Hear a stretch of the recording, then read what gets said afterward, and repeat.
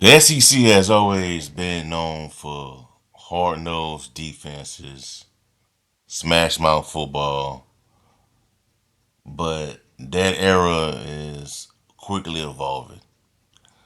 So today, you know, we're going to rank and break down all 16 projected starting QBs for the Southeastern Conference going into the 2025 season for the conference.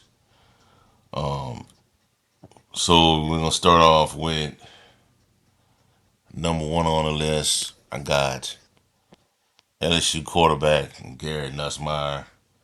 Last season Nussmeier finally got his chance in 2024, and for the most part, he had a solid season. Threw for over 4,000 yards, 29 touchdowns. The scouts they love his deep ball precision, confidence under pressure, and command of the pocket. So he's a legit Heisman candidate this season, Heisman Trophy candidate this season, and could possibly be a top five or even a number one pick heading into the draft. For projections, 2025, I got over 4,400, 4,500 yards, 35 touchdowns. That's what I got for Garrett Nussmeier. Number two on the list shouldn't come as a surprise. Got Arch Manning, guy that whose last name carries weight in college football in the NFL, and he looks ready to prove it. He got the tools, NFL caliber arm, size, mobility, and the Longhorns they have surrounded him with some good weapons. And now it's up to him to meet the moment and put it all together. Because there's a lot of hype around this guy that only provided in my opinion, a small sample size of what he could do. So we're gonna find out real soon what Archman is all about, and we could get that. We'll know soon for sure in that game against the Ohio State Buckeyes, who's also defending national champions. So Archman at three, and number two. Sorry, number three. I got LaNorris Sellers out of South Carolina. 6'3", 240 pounds, bulldozer who runs like a tight end, throws like a quarterback. He is South Carolina's biggest weapon and maybe the biggest wild card heading into the season for the Southeastern Conference. So I got him throwing over 3,000 total yards of offense this season. Number four, I'm going to go with DJ Lagway out of Florida. Freshman phenomenon, freshman phenom in 2024. Look like the future of the Florida Gators. Offense is built around him, and he's drawing, some comparisons to some of the best quarterbacks in the country.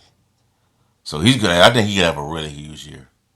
It could be a projected, you know, over 4,000 total yards of offense. Dark horse, all SEC pick, and could potentially put his name in the Heisman race. Depends on how well the Garrett's perform in these big games this season. So DJ Lagway at number four. Number five, I got Marcel Reed out of Texas A&M. Wasn't supposed to start last year, but made a huge impact when he was called upon.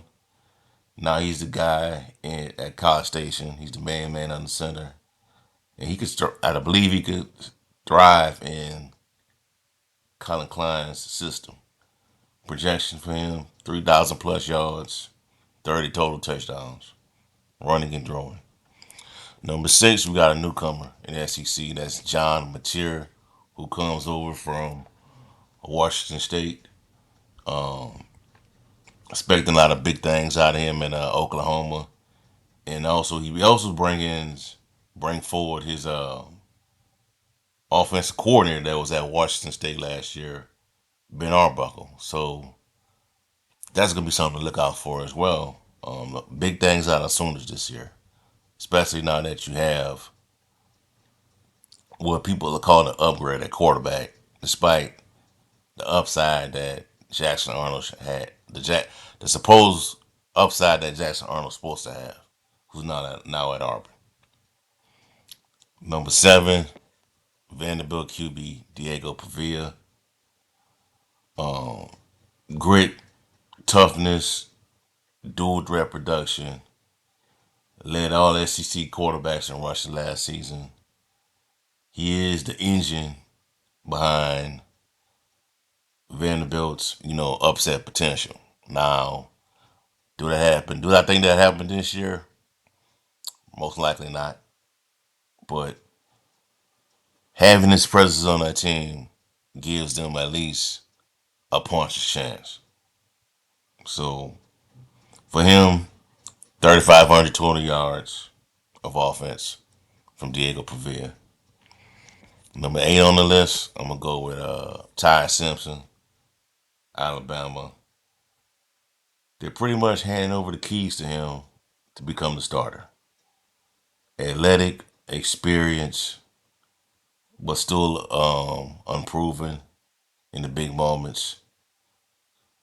The biggest question for him is, can he keep the Alabama Crimson Tide on track in year 2 of post Saban era? We'll see. Projection for him: 2,700 yards for right now, just to be safe. 20 TDs. He may have some growing pains here and there, but I think he'll be fine. So Ty Simpson at number 8.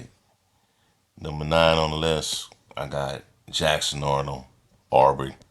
Comes over from Oklahoma, former blue chip talent, looking for redemption. And Auburn offensive line must protect him, but he has the arm and the toughness to bounce back from what happened last year.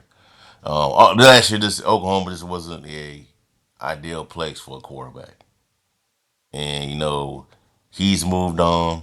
Sooners moved on. Sooners that have made changes to their roster, changes to their quarterback position, changes to their coaching staff. I think they'll be better, and Auburn will be better because of this. So there's that. Jackson Arnold at 9. Number 10, I got Austin Simmons, Ole Miss. Um, Young guy, 19 years old, raw, but the flashes, impressive. Lane Kiffin, I mean, this might be the next quarterback for the next couple of years under Lane Kiffin. We'll see. 3,000 yards passing, 1,300 yards, 30 TD potential. That's if he takes control early, you know, because pretty much every quarterback that Lane Kiffin has had has went on to put up some big numbers. They just have. So out of Austin Simmons, I say I expect no difference, no different. So Austin Simmons at number 10. Number 11, I got Gunnar Stockton, Georgia Bulldogs. Following Carson Beck is going to be no small task. But Stockton showed poise in last year's, playoff run, especially in the SEC championship game against Texas, where he had to come in for Carson Beck. Um, Against Notre Dame, he did what he could given the circumstances, and we'll see we're really going to see what type of quarterback he is now that Georgia has a full. He's going to the season as a starter. You got Zachariah Branch, a wide receiver, other wide receiver coming over from Texas A&M. So we're going to see if he's the guy that could get the Georgia, back into those deep playoff runs. All right, so gonna stop there at number 11. Number 12 on the list, I got Arkansas's QB Taylen Green. Um, Without question, one of the best runners in the league. Passing inconsistency remains a hurdle, but year 2 under Bobby Petrino's offense we should see some changes, some growth in that offense, and he could really put himself in a different stratosphere if the Hall was have a good season, a solid season. Right now it's not looking good for them. But if they want to go anywhere this upcoming season, Taylen Green is gonna have to play a huge role in that. So we'll see. All right. Number 13, I got Bo Prabilla, who comes over from Penn State. Left abruptly left after during the college football playoffs because he knew that Drew Alar was coming back this upcoming season. So he got into the transfer portal. There's that. To me, smart, mobile, reliable, and the goal for him, I think, is to just keep Missouri on track, keep Missouri um, in the conversation. They lost Brady Cook last year, no Luther Burden down there, so it's gonna be up to him to keep things going. All right. Number 14, I got Blake Shapen out of Mississippi State. Another boom or bust potential. If he stays healthy and sharp, Shapen could lead the Bulldogs air attack, with some style. So they just haven't been they just haven't been, on the right path since, the passing of Mike Leach. Um, they tried it with Zach Arnett, didn't work out. Now they're trying again. Maybe, Zach, maybe the new coach, Mike, Jeff Levy, can get that offense going. We'll see. So Blake Shapen at 14. Number 15, I got Joey Aguilar out of Tennessee. Um, Taking over for Nico, who left for Tennessee, left for UCLA. That was a big story during the summer. Um, we'll see, man. He's put up some big numbers where he came from out of Appalachian State, went to UCLA, but once his job became available, he left the Bruins to head back south to the SEC. So we'll see how it all play out. Journeyman QB, got a big arm. I think he fits the scheme out there perfectly. I think he'll win. He is the projected starter in my opinion. So we'll see. Joey Aguilar at number 15. Close it out. I got Zach Calzada, Kentucky, back in the SEC after a multitude of stops. Was a Southland Conference Player of the Year last season. Had a huge season with that program down there. So we all know what he was about. He played a huge role in the season in 2021 where A&M defeated Alabama. So will he have those weapons at Kentucky that he had at Alabama? Not at A&M, and those same numbers that he put up with in the previous that's the next previous stop.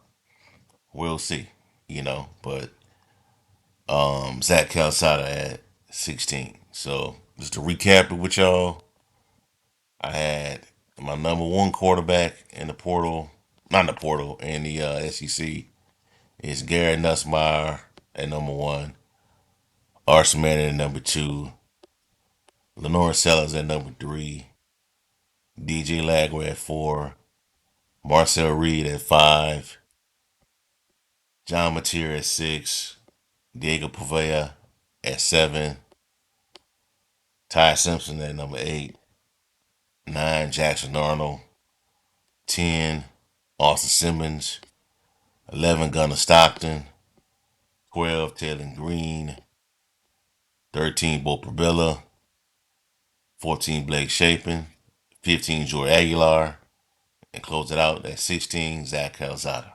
There's that. So, from rising stars, to redemption stories, the SEC quarterback race is as competitive as it's ever been.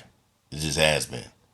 So let me know in the comment section below who was your top six, who's your top quarterback in the SEC for 2025? Let us know. And be sure to like this video, hit the subscribe button, and check out our full SEC coverage right here on Sports View 360 throughout the season. There's that. Have a blessed night. Peace. I'm out.